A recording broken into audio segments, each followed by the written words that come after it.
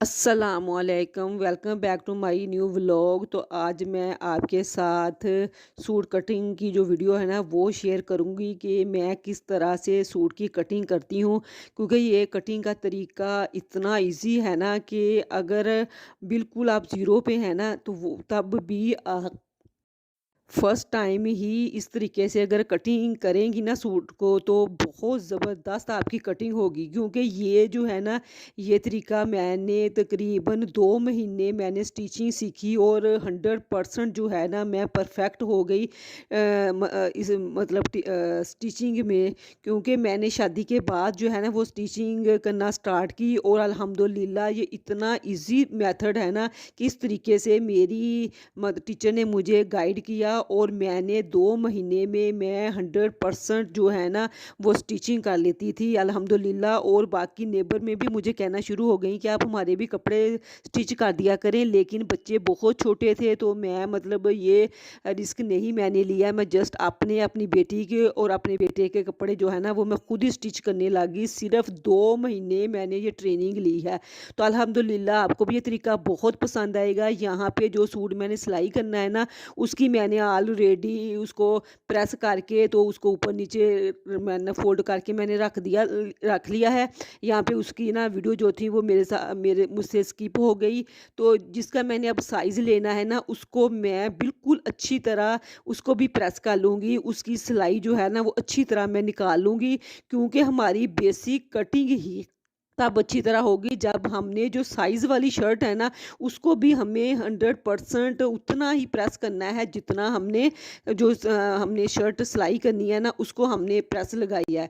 तो यहाँ पे ये देखें अच्छी तरह साइज़ वाली शर्ट को भी मैंने प्रेस कर लिया है और जिसकी मैंने कटिंग करनी है उस शर्ट को भी मैंने प्रेस करके उसके बॉर्डर सेम करके उसका गला जो है उसको भी सेम रख के उसके ऊपर अच्छी तरह प्रेस कर लिया है। और फ्रंट और बैक जो है ना वो मैंने ऊपर रख के उसके ऊपर जिसका मैंने साइज़ लेना है ना उसको भी मैंने फोल्ड करके ये देखिए मैंने रख दिया है। और अब मैं साइड से सिर्फ 2 इंच या फिर शहादत वाली उंगली और उसके साथ वाली जो उंगली है ना वो मिला के ये 2 इंच तकरीबन बनती हैं या मैक्सिमम 1.5 इंच मैं सीधी कटिंग करूंगी हीप्स तक। और फिर ये देखें वैसे ही जैसे फिटिंग का निशान है ना मेरे सिलाई वाली शर्ट का उसके साथ साथ मैं तकरीबन उतना ही कटिंग करती जाऊंगी यहाँ तक कि शोल्डर तक मैं उसको कट कर दूंगी। और यहाँ पे भी जो मेरे कंधे की कटिंग है ना उसके ऊपर ऊपर मैं वैसे ही हाफ इंच या 1 इंच छोड़ के तो मैं कटिंग कर लूँगी। और ऊपर से 4-5 इंच जब रह जाएगा ना तब मैं सीज़र बिल्कुल सीधी कट करूँगी यहाँ तक कि वो जो शोल्डर है ना वहाँ तक कटिंग हो जाए। और फिर शोल्डर से भी 1 इंच सिलाई का मार्जिन रख के ना तो फिर मैं बिल्कुल ऊपर से भी सीधा कट कर दूँगी। और फिर ऊपर से शोल्डर से लेके ना गले की नेक तक वहाँ से हाफ इंच की मैं और डीप जो है ना वो कटिंग कर लूँगी। तो ये देखें यहाँ पे कंधे की कटिंग ऐसे हो गई है। और फिर आपने फ्रंट और बैक को एक दफ़ा फिर नीचे से सिर्फ 1 इंच कटिंग करनी है, ऊपर से 5 इंच आपने छोड़ देना है। वहाँ से आपने बिल्कुल उतना ही कपड़ा रखना है जितना पहले था। और फिर ऊपर वाला जो फ्रंट है हमारी शर्ट है ना उसको आपने एक दफ़ा फिर 1 इंच या हाफ इंच की मतलब गुलाई की शेप देनी है। तो इस तरह आपकी कटिंग वो कंधे की जो कटिंग है ना वो भी इतनी अच्छी हो जाएगी। आप एक दफ़ा एक बच्ची का मतलब शर्ट इस तरीके से अगर काटेंगी ना तो आप कहेंगी कि वाकई कटिंग तो बहुत ईजी काम है। और फिर आपने वो जो शोल्डर है ना वहाँ से 1 इंच आपने लेके तो यहाँ से आपके गला की कढ़ाई स्टार्ट होगी ना वहाँ तक आपने नोच तक कटिंग कर लेनी है। तो ये देखें यहाँ पे शर्ट जो है वो 5 मिनट में मैंने कटिंग कर ली है। और इसी तरह फिर इसके जो बाजू थे वो भी मैंने फोल्ड करके रख लिए हैं। या फिर मैंने ना ऐसे ही मतलब 2 बाजू थे ना दोनों को मैंने डबल किया, डबल को मैंने फोर्थ कर लिया। आप ऐसा भी कर सकते हैं कि इनको सिंगल सिंगल जो है ना एक बाजू पहले ऊपर रखें फिर उसके नीचे दूसरा बाजू रख दें।